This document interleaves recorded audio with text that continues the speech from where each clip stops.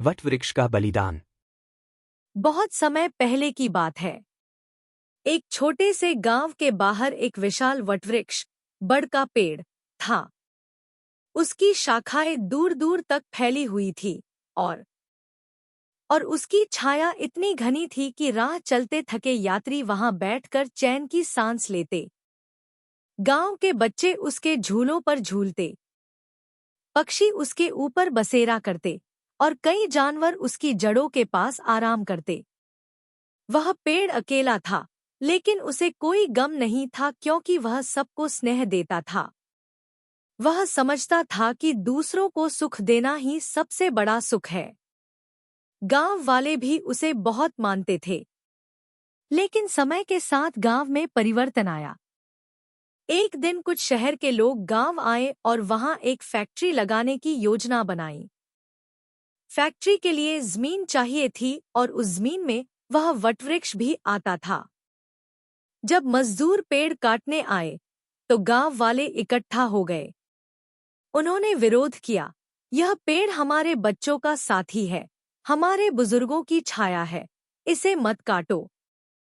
लेकिन ठेकेदार ने कहा, यह पेड़ हमारे प्रोजेक्ट में बाधा है, इसे हटाना ही होगा। पेड़ यह सब सुन रहा था। वह उदास तो था, लेकिन उसने सोचा, अगर मेरा कटना कई लोगों को रोजगार देगा, बच्चों का भविष्य बेहतर बनेगा, तो शायद यही मेरा कर्तव्य है। पेड़ ने मन ही मन निर्णय लिया। जब सब सो गए, एक तेज तूफान आया। पेड़ ने अपनी जड़ों को धीरे धीरे ढीला कर लिया और तूफान में गिर गया। सुबह जब लोग जागे तो उन्होंने देखा वटवृक्ष जमीन पर गिरा हुआ है। इतना मजबूत पेड़ कैसे गिर गया? लेकिन कुछ बुजुर्गों ने समझ लिया कि यह पेड़ का बलिदान था। सबकी आंखें नम हो गईं। फैक्ट्री तो बनी, लेकिन गांव वालों ने उस पेड़ की लकड़ियों से एक सुंदर मंदिर और पुस्तकालय बनवाया और वहां एक पत्थर पर लिखा, जिसने सबको छाया दी, सुख दिया और अंत में अपना जीवन भी दूसरों की भलाई में समर्पित कर दिया, उसे हम नमन करते हैं। शिक्षा। सच्चा प्रेम वही है जो निस्वार्थ हो। जो दूसरों की भलाई के लिए अपने स्वार्थ का त्याग करे, वही महान होता है। सच्चाई की जीत। बहुत समय पहले की बात है। एक छोटे से गांव में एक बुजुर्ग संत रहते थे। वे साधारण जीवन जीते और लोगों को धर्म और सच्चाई का मार्ग दिखाते। गांव के लोग उनका बहुत सम्मान करते थे। एक दिन गांव में एक अमीर व्यापारी आया। वह बहुत घमंडी और स्वार्थी था। उसने सुना कि संत बहुत ज्ञानी हैं और हर सवाल का जवाब दे सकते हैं। व्यापारी ने सोचा कि वह संत को नीचा दिखाएगा और लोगों के सामने उनकी बेइज्जती करेगा। वह संत के पास गया और बोला, हे संत, मेरे पास एक चिड़िया है। बताओ, वह जीवित है या मरी हुई? असल में व्यापारी ने चिड़िया को अपने हाथों में छुपाया था। उसका प्लान यह था, अगर संत कहेंगे कि चिड़िया जीवित है, तो वह चिड़िया को मार देगा और दिखा देगा कि चिड़िया मर चुकी है। अगर संत कहेंगे कि चिड़िया मरी हुई है, तो वह उसे जिंदा छोड़ देगा।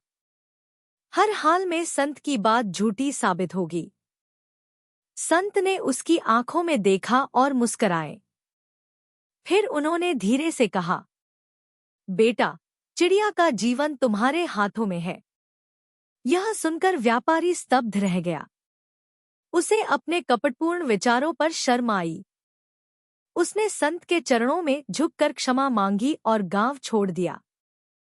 शिक्षा। हमारी जिंदगी के फैसले हमारे हाथों में होते हैं। जैसा कर्म करेंगे, वैसा ही फल पाएंगे। सच्चाई और विवेक से ही जीवन में सफलता मिलती है। घमंड का पतन। बहुत समय पहले की बात है।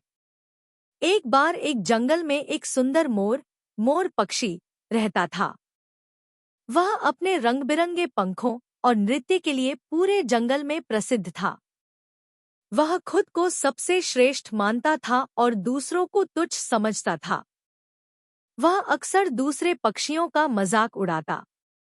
कबूतर को वह बोला करता, तुम तो सिर्फ चिट्ठियां पहुंचाने लायक हो। तोते से कहता, तुम्हारी आवाज तो बहुत कर्कश है।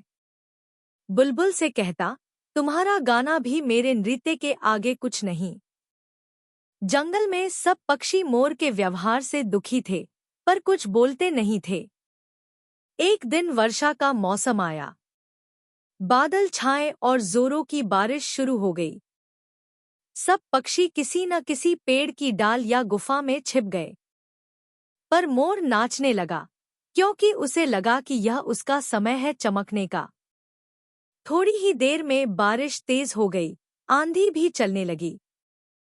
मोर के भारी पंख भीग गए और वह उड़ नहीं पाया। पानी भरता गया और वह कीचड़ में गिर पड़ा। तभी एक कबूतर और एक तोता आए और बोले, हम तुम्हारी मदद करेंगे। उन्होंने पास के एक घोंसले में सब पक्षियों की मदद से मोर को खींच लिया और उसे सूखा और सुरक्षित स्थान दिया। मोर को अपनी गलती का एहसास हुआ। उसने सब पक्षियों से माफी मांगी और वादा किया कि वह अब किसी का अपमान नहीं करेगा। शिक्षा, घमंड करना आसान है, पर बुरे समय में वही लोग साथ देते हैं जिन्हें हम नजरअंदाज करते हैं। विनम्रता सबसे बड़ा गुण है।